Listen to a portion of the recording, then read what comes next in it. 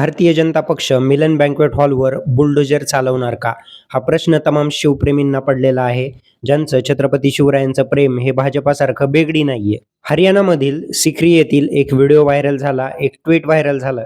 या ट्विटमध्ये नमूद करण्यात आलं होतं, मिलन बँक्वेट हॉलमधील प्रसाधनगृह अर्थात टॉयलेट जे आहे, जिथे दिशादर्शक म्हणून जे फलक लावण्यात येतात मेन वुमनचे, तर अशा ठिकाणी छत्रपती शिवाजी महाराज यांचा वापर करण्यात आला आहे. दुसरीकडे राणी पद्मावती हिचा देखील वापर करण्यात आला आहे.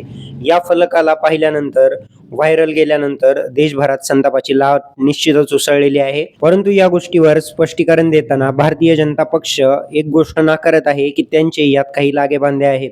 मुळात यात त्यांचेच सर्वात मोठे लागेबांधे असलेले पाहायला मिळते. हरियाणातील फरीदाबाद जिथे हे मिलन बँक्वेट हॉल आहेत, त्यांच्या मालकांची नावे जी मी तुम्हाला सांगणार आहे ती आश्चर्यचकित करणारी ठरू शकतील.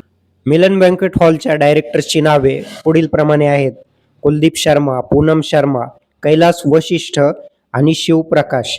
यातल्या पूनम शर्मा ज्या आहेत त्या भाजपा आमदार मूलचंद शर्मा यांची ही मुलगी आहे.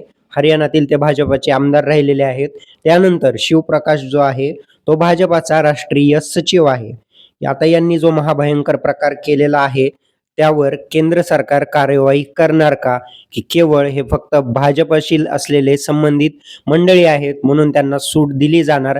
आणि तमाम शिवप्रेमींना प्रश्न आहे, याच्या विरोधात तुम्ही आंदोलन कधी करणार? हर्षवर्धन सपकाळ यांच्या स्टेटमेंटवरती तुम्ही जे आंदोलन केलं त्याच्यापेक्षाही हा गंभीर विषय आहे.